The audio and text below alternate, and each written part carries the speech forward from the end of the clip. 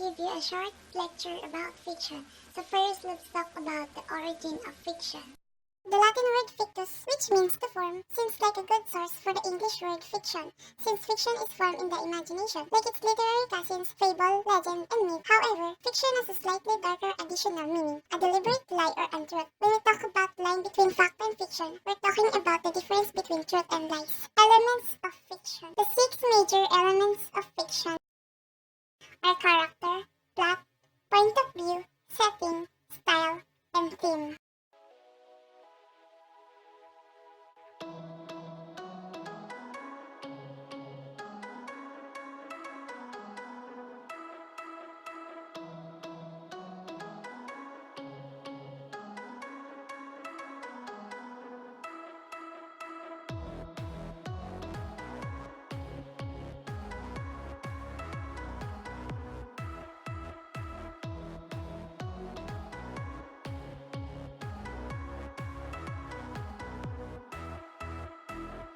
First is Agatha Christie. Agatha Christie was born on September 15, 1890 and died on January 12, 1976. Agatha Christie was a British crime writer of novels, short stories, and plays. She is best remembered for her 66 detective novels featuring Hercule Poirot and Miss Marple.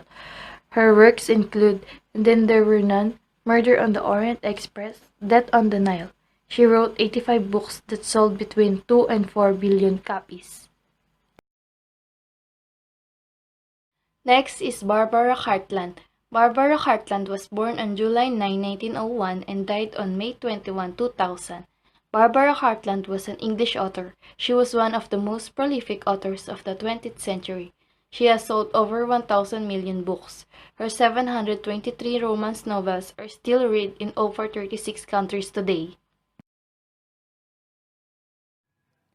Harold Robbins. Harold Robbins was born on May 21, 1916 and died on October 14, 1997.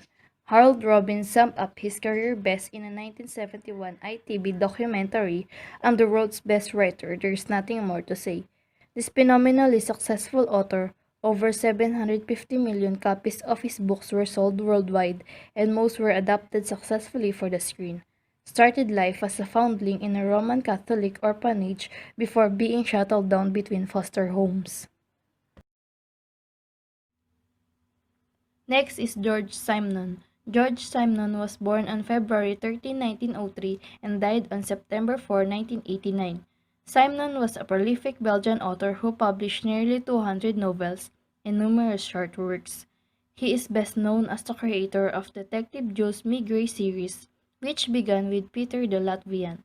There are over 800 million Simon books sold worldwide, and he is the most translated French-speaking author of the 20th century.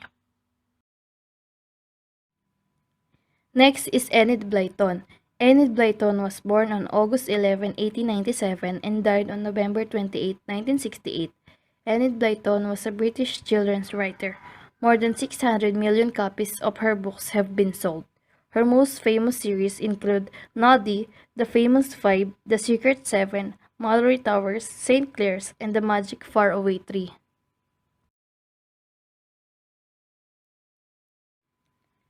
Next is J.K. Rowling.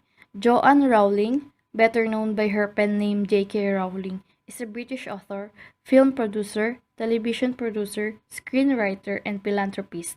She is best known for writing the Harry Potter fantasy series, which has won multiple awards and sold more than 500 million copies, becoming the best-selling book series in history.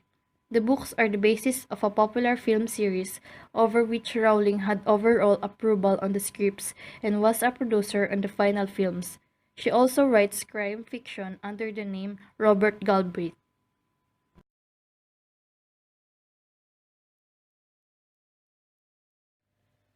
Next is John Ronald Reuel Tolkien. John Ronald Reuel Tolkien was born on January 2, 1892 and died on September 3, 1973, was an English writer, poet, philologist, and academic who is best known as the author of the classic high fantasy works The Hobbit, The Lord of the Rings, and The Silmarillion.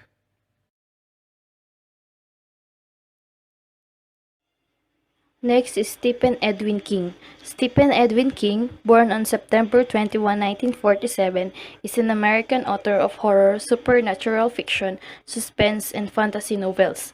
His books have sold more than 350 million copies, many of which have been adapted into feature films, miniseries, television series, and comic books. King has published 61 novels, including 7 under the pen name Richard Bachman, and 6 non-fiction books. He has written approximately 200 short stories, most of which have been published in book collections.